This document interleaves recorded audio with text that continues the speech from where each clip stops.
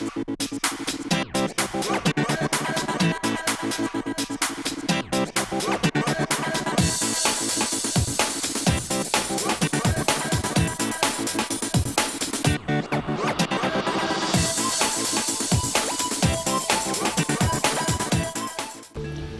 we're going to talk a little bit about some pro tips that I have, how to play in adverse conditions similar to the ones that we played at this year at Winthrop.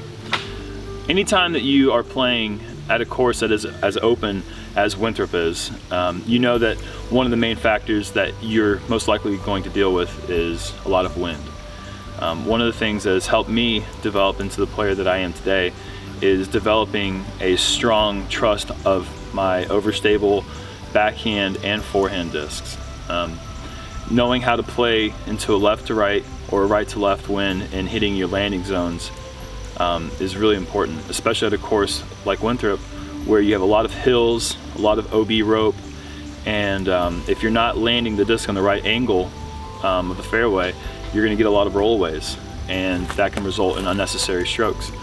And so it's very important to have developed a strong confidence with your forehand and your backhand, and also the relationship that you have with those discs.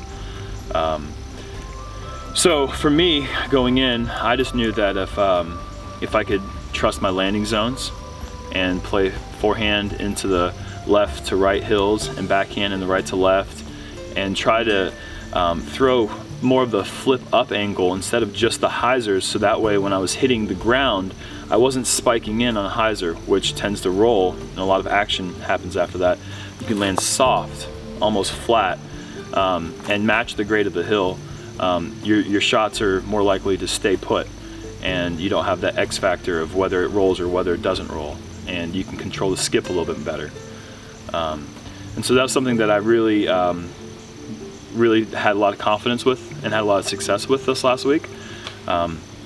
I threw plenty of shots out of bounds still, but that just happens out there.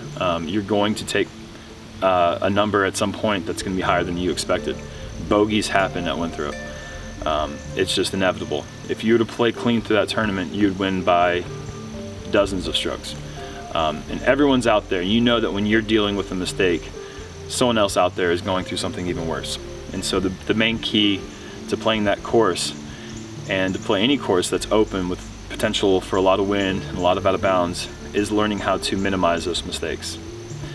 Finding a way to take a bogey and make it just a bogey. You know, when you find yourself out of position and you have this extraordinary shot that potentially you could save par, but you're risking a quadruple bogey or a triple bogey or anything like that, it's best to sometimes just take your medicine and realize that a bogey isn't so bad.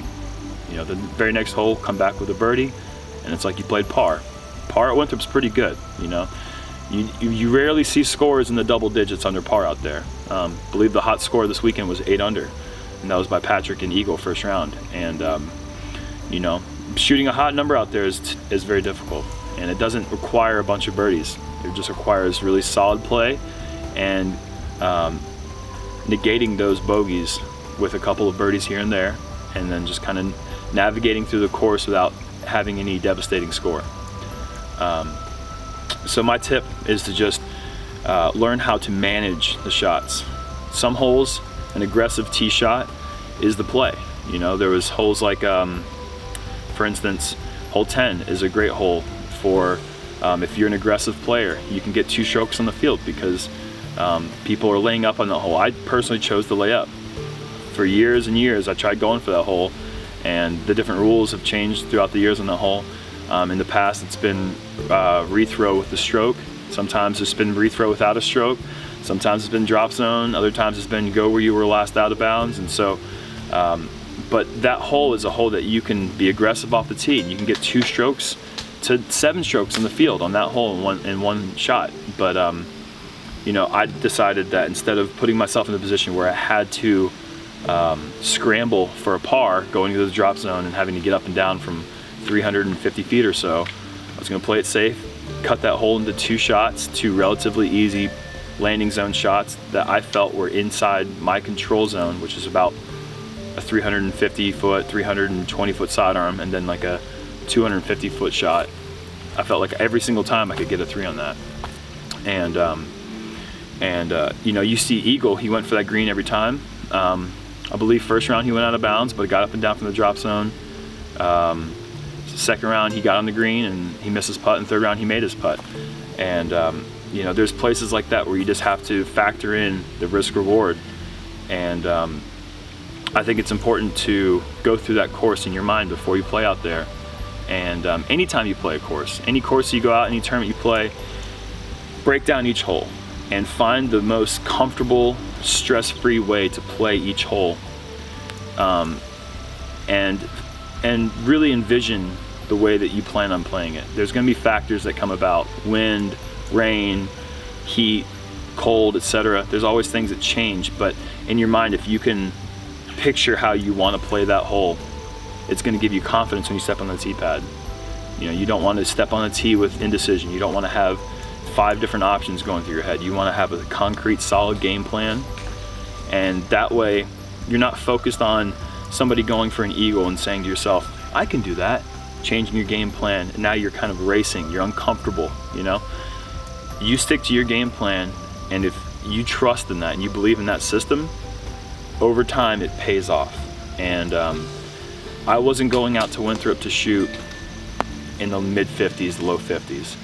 You know, if that happened just because I was mistake free, then great. But like I said, I factor in those mistakes. I don't say that I'm going to make a mistake on this hole. You just know it's going to happen. At some point, your game plan is most likely going to be shaken up a little bit. But if you're not shaken by that, and if you stick to this game plan, then over time it pays dividends.